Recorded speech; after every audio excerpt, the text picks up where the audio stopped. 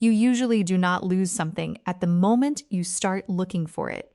It disappeared earlier when your keys landed on a random surface because your hands were full, when your glasses followed you into another room, or when the scissors finished opening a package but never made it back home. By the time you ask, "Where did I put it?" the object may have already passed through 3 different places that's all seemed perfectly reasonable.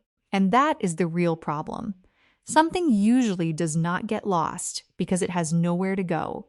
It gets lost because it has too many places that are almost right. That is why a home can look fairly tidy and still make you search for things every single day.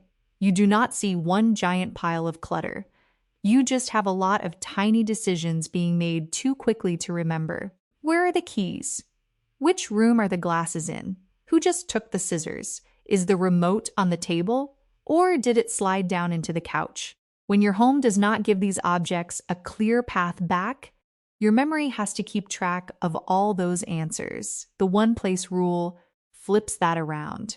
Instead of trying to remember better, reduce the number of places where an object is allowed to end up. One object, one final address, one path back that is clear enough that you barely have to think about it. Start with something almost everyone has searched for at some point: keys. Keys are usually misplaced at exactly the moment when you are paying the least attention. You just got home. One hand is holding grocery bags. Your phone just buzzed. You are taking off your shoes. Someone asks you a question. You are not standing there thinking, "Now I am going to choose a logical place for my keys." Your hand simply wants to be free. And if there is no obvious landing spot directly along your natural path, the nearest surface wins. The kitchen counter, the table by the door, a shelf, a jacket pocket, anywhere that lets your hand finish the job as quickly as possible. That is why the best place for your keys is not necessarily the place that looks the nicest. It is the place where your tired hand naturally wants to put them down. If you choose a drawer on the other side of the room, but every time you come home you drop your keys near the door, those two behaviors are competing with each other, and the easier behavior usually wins. So do not ask, "Where would my keys look nicest?" Ask, "Where do they naturally leave my hand?" A hook, a small tray, or one fixed spot right in that area can work much better than an elaborate system somewhere you rarely pass by. A good system should not work only when you are focused. It needs to work when your hands are full. If you can already think of one thing you constantly have to search for, leave its name in the comments. Keys, glasses, charger, remote, wallet. Just pick one. That is probably the best item to test the one-place rule on first. But some things are harder than keys because they do not only appear at one transition point. They move around with you. Glasses are a good example. You read on the couch, then you carry your glasses into the kitchen. You take them off while washing your face. You put them beside the bed. The next morning, you bring them over to your desk. None of those places is truly wrong, and that is exactly the problem. Every place makes sense for a few minutes, but the more reasonable places an object has, the more likely you are to have to remember a decision you never intended to remember in the first place. With objects that move around a lot, the natural instinct is often to create several convenient places for them. One by the bed, one on the desk, one near the couch. But if your goal is to stop searching, an object that gets used in many places needs an even clearer home base. You can allow one secondary spot if you truly need it. But there still needs to be one place where that object is considered officially home. Something you use everywhere does not need a new home in every room. It needs one place to return to. The remote shows a different version of the same problem. It does not even have to leave the living room to get lost. You put it on the couch. Someone pulls a cushion over it. The remote slides into the gap between the cushions. Another time it is on the coffee table. Another time it is on a shelf. An object does not need to leave a room to become lost. It only needs to leave its address. The remote does not need a complicated system. It just needs an ending point that is easy to see, easy to reach, and close enough to the couch that putting it back does not feel like an extra chore. But the problem becomes even clearer with things that do not belong to just one person. Scissors, tape, a measuring tape, a small screwdriver, spare batteries. These are the things the entire household tends to borrow. The scissors live in a drawer until someone needs to open a package in the living room. The tape gets taken to the dining table to wrap a gift. The screwdriver gets carried into the bedroom to tighten a small screw. When the task is finished, attention moves on to something else. The package is open, the gift is wrapped, the screw is tight, but the object has not finished its journey. A shared item without a shared return place becomes everybody's property and nobody's responsibility. You do not necessarily need more storage. You do not need to label every drawer either. You just need one answer that everyone in the house can learn very quickly. Where does this go when we are finished using it? For a few small items that are borrowed all the time, one obvious shared station works much better than several temporary storage spots. It does not need to be beautiful. It only needs to be clear enough that another person does not have to ask, "Where are the scissors?" And simple enough that after opening a package, the scissors can go back without requiring another decision. That is also the kind of system the quiet home focuses on, not making you organize more, but making small tasks around the house require less thought. If practical, Japanese-inspired ways of thinking like this are useful to you, subscribe to The Quiet Home, because from here, the problem gets a little deeper. Things do not only get lost in the places where we use them. A lot of things get lost in places where we never intended to leave them for very long. There are spots in the home that are not really the address of anything. They are just places where we say, "I will leave this here for now. I will leave this here for now." Sounds harmless. In reality, it is one of the easiest ways to turn an ordinary object into something your memory has to deal with later. You put the charger on the kitchen counter because you plan to bring it back to the bedroom later. You leave a card next to your laptop because you are going to put it away tonight. You place your headphones on a shelf because you need both hands for something else. None of those decisions looks like a mistake, and that is exactly why they are so easy to repeat. A for now spot is not really a place. It is a promise that your future self will remember two things. You have to remember that the object is sitting there, and you have to remember where it actually belongs. A few hours later, you are no longer in the same moment. You answered emails, you cooked dinner, you took a phone call, you walked into another room. The next morning, the object is still sitting exactly where you left it for a moment, but the reason you put it there has disappeared from your mind. This type of problem is easy to overlook because it does not immediately create a messy room. One charger on the counter does not look like much. Neither does one receipt on a shelf. But every one of those objects is holding on to a tiny, unfinished question. I will deal with this later. And to be fair, this is incredibly easy to do, because in that exact moment, putting the object down in the nearest place makes complete sense. You do not need to be harder on yourself. You only need to recognize that for now is not an address. It is a memory task that has been postponed. Try choosing one item that you regularly lose, and for 7 days, do not allow it to live in any for now spot. You do not need to do this with the whole house. Just one item. If it is your charger, then every time you finish using it, it either goes back to its final address or it is still being used. There is no third state. After a few days, you will start to see exactly where in its journey the object falls out of the system. And sometimes the problem is not a temporary surface. It is a temporary room. You take the scissors into the living room to open a package. You carry the tape to the dining table to wrap a gift. You take a pen from your desk to quickly write something near the door. While the task is happening, the new location makes sense. But the moment the task ends, that connection ends too. The box is open, the gift is wrapped, The note is written. In your mind, the task is finished, but the object's journey is not. This is something I find especially interesting. Many things do not get lost while we are using them. They get lost immediately after we finish using them. You do not need a long routine to fix this. You only need to connect the object's return path to a movement that is already going to happen. If you bring something into another room, when the task is done, place it next to something that you know will travel back with you to the main area. Maybe that is your phone. Maybe it is the glass of water you will carry back to the kitchen. Or maybe you simply place it directly along the path you will walk when you leave the room. The goal is not to create another step you have to remember. The goal is to let the return path ride along with a behavior you already perform.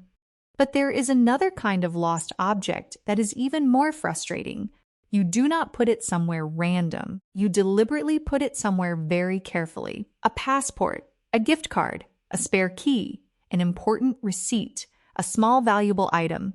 You pick it up and think, I am going to put this somewhere safe so I do not lose it. On that day, the place you choose seems very smart.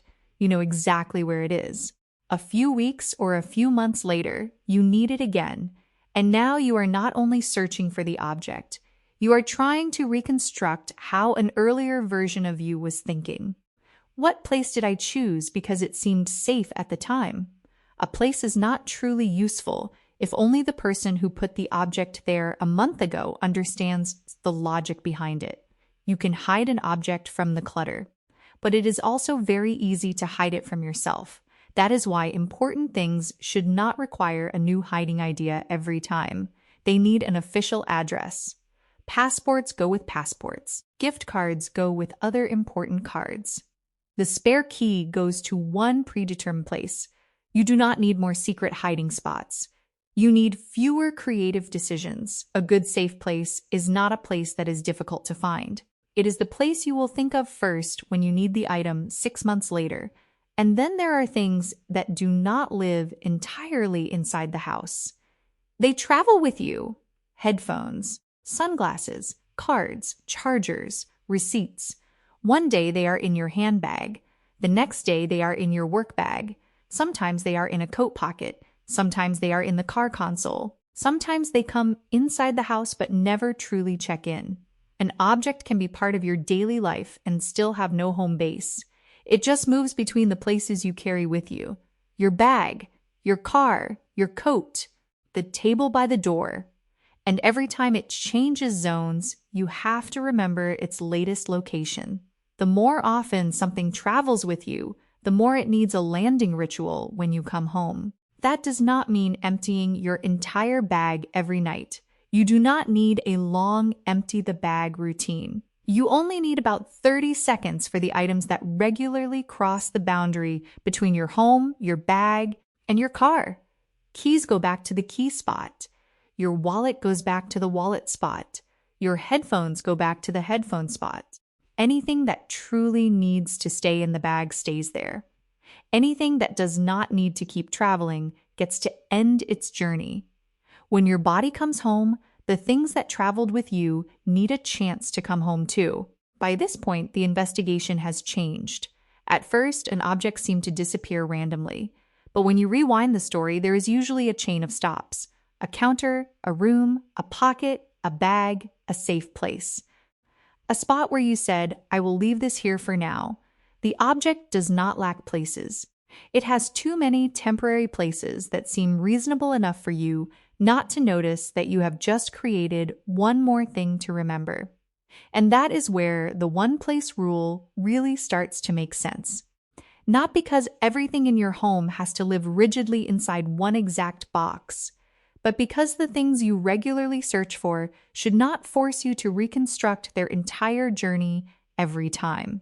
The question is no longer, where should I store this so it looks nice? The question becomes, where does this object naturally stop in real life? And how can I make the correct address easier than all the almost correct places? Because if the wrong place is more convenient than the right place, the wrong place will keep winning. A good final address starts with observing where the object actually stops. We often design our homes around an ideal version of ourselves. The keys should go in the drawer. The glasses should stay in the bedroom. The charger should live at the desk. But real life does not always follow that map. You charge your phone on the couch. You take off your glasses while watching television. You open packages right by the door. Get this one step wrong, and you can create a correct place that nobody actually uses. So if there is something you regularly lose, do not immediately move it somewhere that looks more organized. Track it for 3 days. Where does it usually leave your hand? Where is it usually used? At what point does it get stuck before you have to search for it?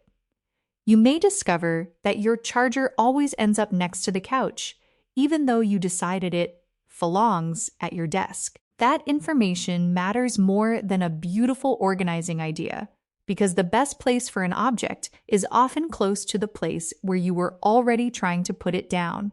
But finding the right area is only half of the job. The path back also has to be easy. Imagine that your key tray is on the other side of the entryway, while the kitchen counter is directly in front of you. You are carrying 3 bags. The counter wins.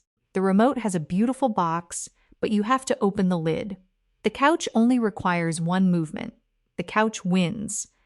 The scissors have a proper drawer, but the drawer is in another room. You just finished opening a package. The table is right in front of your hand. The table wins. A perfect drawer still fails when the surface directly in front of you is easier to use. The correct place cannot simply exist. It has to compete with the wrong place, and the wrong place is usually very good at competing. It is open. It is close. It requires no thought. If the correct place requires more steps, you are asking the most tired version of yourself to choose the harder option every single day. So count the number of steps it takes to return an item you regularly lose. If you have to walk into another room, open multiple layers, or move something else before you can put the object away, remove at least one step. Take off the lid. Move the storage spot closer. Use an open landing spot for something you use every day. You do not need to make the correct place more elaborate. You need to make it easier. Because the wrong place wins when it is more convenient than the right place. For shared items, there is one more requirement. The address has to be obvious to everyone who uses them. If only one person knows where the scissors, batteries, or tape belong, the system is still living inside one person's memory. A shared object needs a shared address, not a private memory. And there is one group of objects that works a little differently. They do not only need to come back home. They also need to be ready to leave the house again. Keys, work badge, reusable bags, packages that need to be returned. These items often sit between 2 states. They are at home, but their next job is somewhere outside. Without a clear launchpad, they can easily drift between different tables and bags. Your work badge sits next to your laptop, and the next morning you are already wearing your shoes before you remember that you have to go back and look for it. One small spot near the door can eliminate the state of, I will remember to take this with me. A launch pad is not where everything lives. It is only for the few things that genuinely need to leave the house the next time you go out. And this is where you can look back at your own home, which, I will leave this here for now, spot attracts the most stuff. The kitchen counter, the dining table, the chair by the door, one corner of the couch. Leave just one spot in the comments, because that location often shows you more than where your things are piling up. It shows you where the return path is breaking. Now, there is a very simple way to test whether the address you chose is actually a good one. The 10-second return rule. Something you use regularly should be able to return to its address in about 10 seconds. 10 seconds is not a magical number. It is simply a very practical test. Is this place easy enough that you will still use it when you are tired? If it requires too many steps, it is not a good return path yet. The goal is not to create a home where nothing is ever left in the wrong place. The goal is to make the path back so clear that things do not need to stay in the wrong place for long. This is why I find the one place rule more practical than the advice to have a place for everything. Have a place for everything sounds like a whole house project. The one place rule can start with 3 items, and you can test each item with 3 questions. First, what is this item's one final address? If you have to think about the answer for too long, the item does not really have an address yet. Second, can you return it there in about 10 seconds? If not, the path back may be too long. And third, if other people use this item too, do they know its address? If not, the system still depends on one person's memory. Those 3 questions are enough to get started. You do not need to reorganize the entire house. Tonight, choose the 3 things that waste the most of your time. Maybe they are your keys, glasses, and charger, or your wallet, remote, and scissors. Then track the almost places. Where do those objects usually land before they get lost? The counter, the couch, the bedside table, a bag, the car? Do not judge those places. They are data. They show you what your habits actually look like. Finally, give each object a final address that is easier than the wrong place. Close to where you use it, easy to put down, few steps, and clear enough that you can return it in about 10 seconds. You do not need to fix your entire home. You only need to stop 3 objects from living in 5 different places that are good enough. Because one of the most frustrating parts of losing something is not the object itself. It is the moment when you have to stop what you are doing and reconstruct the past. Which room was I just in? Who had the scissors? Where was that safe place I chose last month? I think that is why searching for a small object can sometimes feel more frustrating than the value of the object itself. You are not just looking for it. You are trying to remember a decision that, at the moment you made it, you did not even realize you would need to remember. A home that is easier to live in does not require you to become someone who remembers everything. It reduces the number of small things you are forced to remember. Losing things does not always mean your home is messy. Sometimes it simply means your home is giving your memory too many small jobs. Remember where the keys landed. Remember who borrowed the scissors. Remember the safe place you once thought you would definitely never forget. What I like about the one place rule is that it does not ask you to become a more careful person. It makes your home require less carefulness from you. If you want more practical, Japanese-inspired home systems like this, subscribe to The Quiet Home. And in the next video, we are going to look at household products that are sold with the promise of making life more convenient, but quietly end up creating even more things for you to manage. One object, one final address, and one return path short enough that even the most tired version of you can still follow it.